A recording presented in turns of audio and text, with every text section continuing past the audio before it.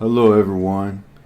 Today is a continuation of Ephesians 4:26. Be angry and do not sin. Do not let the sun go down on your anger. It's a continuation on a series about debating. In the first one, and this is the second one, we talked about how there are sometimes the Lord will want you to get mad, to get angry, to raise your voice for certain situations, especially when dealing with falsehoods. You have to reveal the truth in the falsehoods, and sometimes the Lord will rile you up in that, and it's okay. But don't sin while you get angry, and don't let your anger rest overnight. So the second part, though, it's okay to get angry, but you need to have studied to be able to do this effectively. Study. As 2 Timothy 2:15 says, do your best to present yourself to God as one approved, a worker who has no need to be ashamed, rightly handling the word of truth. You don't ever want to be ashamed or wrong when you are in these debates. You need to have studied. Now, I said yesterday that I was going to tell you an event that happened to me. So here it is. Matter of fact, it was yesterday. And yesterday we were in the office and someone mentioned the pyramids. And they said that no one knows how the pyramids were actually constructed. And a gentleman stood up and said, I know how they were constructed. And then I corrected him, like, no one actually knows how they're constructed. Scientists have been trying to figure that out for years. No, I know how they were constructed. Like, no one knows how. How were they constructed? I can't remember. I just know how they were constructed. Well, where did you find it? Can you show me the source? No. Well, what? We'll just look it up real quick, man. No one knows how they're constructed. No, I'm not going to look it up. But I did some research. I was like, I've actually done extensive research on it. I've actually made a video on it, and scientists have not found it constructed. He's like, no, I'm not going to look it up.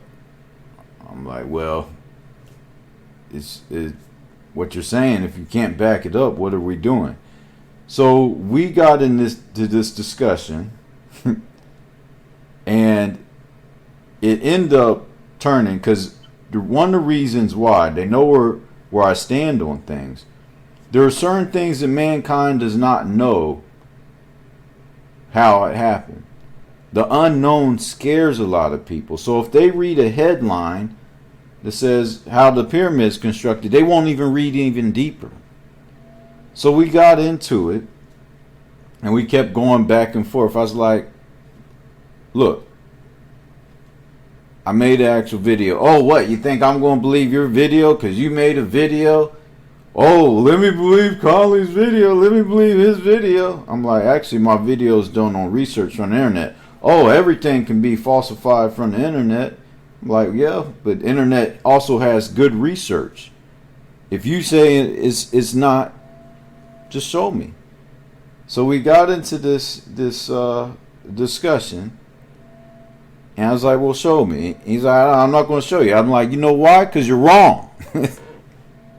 Because you're wrong. And he's like, now let me show you from TED Talks. Because TED Talks is considered a reliable source. Let me show you. So I showed him a video on TED Talks. If you want to know what video I showed him, look at my verse of the day, number 34. And it talks about the megalithic structures. So he watches the video, and you can see his countenance drop. His pride started to drop, which is a good thing. And at the end, I was like, you see these huge stones in Peru? No one knows how they're made. In the video of TED Talks, they rock the stones, but no one knows how these were actually made. And I was like, you want to know how the pyramid stones were made? He's like, how? They say that it was used by water and sand, which doesn't make sense because it's 200 kilometers away. He's like, oh. See, I could have just let it go. His word versus my word. But there are certain things that are pivotal for breaking a man's mind free for accepting the gospel. There is a reason these megalithic structures are so profound to knowing about all creation. The Lord foretold about why these structures could exist in a time previous before the flood. And they know that I've mentioned that to them before. So they just want to say the title of something they've read without looking into it. You could not have moved no pyramid stones for 200 kilometers with water and sand. And many scientists know this. But I would not have that confidence if I had not studied to show myself approved. As Philippians 1:20 says, as it is my eager expectation and hope that I will not be at all ashamed, but that with full courage, now as always, Christ will be honored in my body, whether by life or by death. Is my eager expectation and hope that I will not be at all ashamed.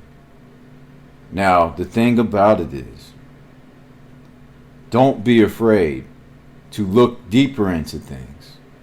As a Christian, you don't have to just go and research all Christian theology and Christian outlooks on the topics. You do that, but guess what? The scientists, they make themselves look like fools. The scientists make themselves look like fools when they go against God. You may look at a Christian thing that debates evolution, but the good thing about it is that Christian thing that debates evolution tells you where a scientist made the mistake and tells you sources on where they look like they've made themselves look like fools. As Matthew 7:8 says, ask and it will be given to you. Seek and you shall find. You seek for the information that you need to know about and you'll find it. A good example of this can be found with the fossil Lucy. Now, at first glance, let me pull up a picture of Lucy. At first glance, Lucy is seen to be almost a fact. And Christians could be intimidated by Lucy. Like, oh yeah, look at Lucy. What does it say on her? It says 40% of her bones were found. She stood 3 feet 6 inches tall. She weighed 65 pounds. Lucy is supposedly the missing link. Supposedly the missing link. But you see that picture of Lucy? Now look at Lucy's actual bones that were found. These are her actual bones. Does that complete that whole picture that they have drawn, that people have made up? No. And if you look up Lucy's bones found how far apart, if you look up how far apart they found Lucy's bones, it says from pbs.org, Lucy's entire skeleton was found about 2.5 kilometers from the site in which the bipedal knee joint was found. So those little bitty bones were all together found about 2.5 kilometers away from each other. Does that look like a legitimate fossil? Watch this clip from pbs.org, and not from a Christian debater. The ape that stood up, it was a revolutionary idea.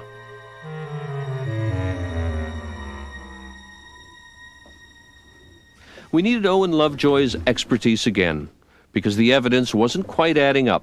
The knee looked human, but the shape of her hip didn't. Superficially, her hip resembled a chimpanzee's, which meant that Lucy couldn't possibly have walked like a modern human.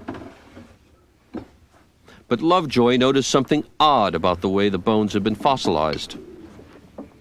When I put the two parts of the pelvis together that we had, this part of the pelvis has pressed so hard and so completely into this one that it caused it to be broken into a series of individual pieces which were then fused together in later fossilization. This has caused the two bones, in fact, to fit together so well that they're in an anatomically impossible position. The perfect fit was an illusion that made Lucy's hip bone seem to flare out like a chimp's. But all was not lost.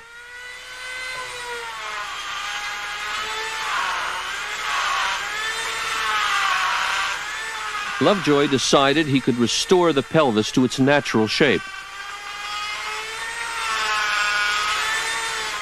He didn't want to tamper with the original, so he made a copy in plaster. He cut the damaged pieces out and put them back together the way they were before Lucy died. It was a tricky job, but after taking the kink out of the pelvis, it all fit together perfectly, like a three-dimensional jigsaw puzzle. As a result, the angle of the hip looks nothing like a chimp's, but a lot like ours.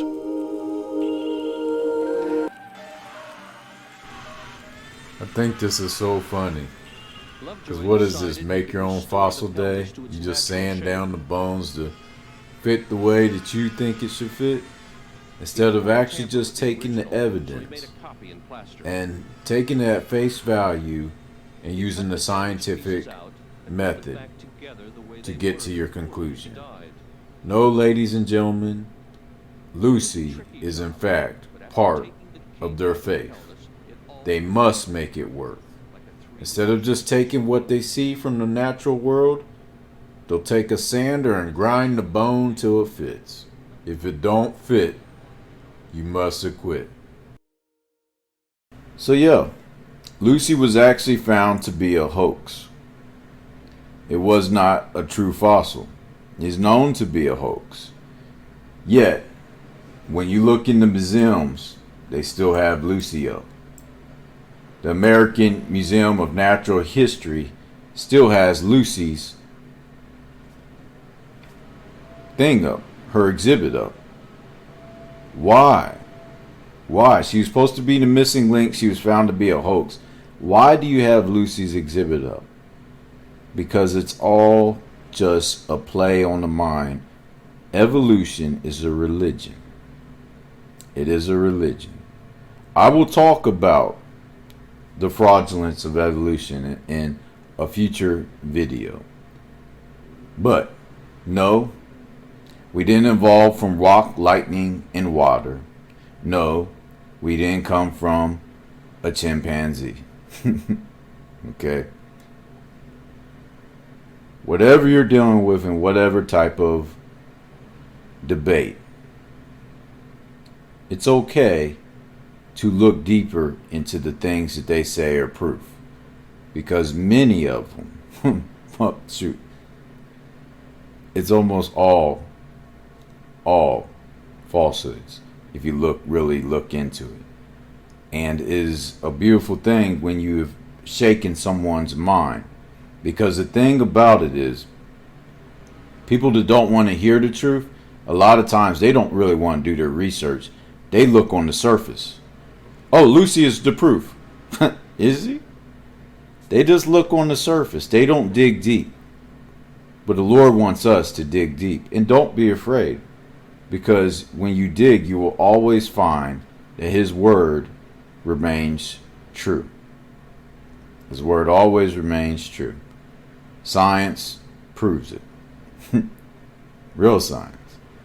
Science that does not try and change the law of thermodynamics, did not change the conservation in mass. Matter came from God. Energy came from God. It did not explode in a big bang and come from nothing. Study and show yourselves approved, and be willing to give an answer to all those of why you believe. Tomorrow we'll continue with this. Dear Heavenly Father, thank you for this day, Lord. And may many be saved. May many minds be cracked open to hear, to seek, to want to know more about creation and everything that is in their world. May we not be afraid. May we get angry when you want us to get angry. In Yeshua's name we pray. Amen. Goodbye.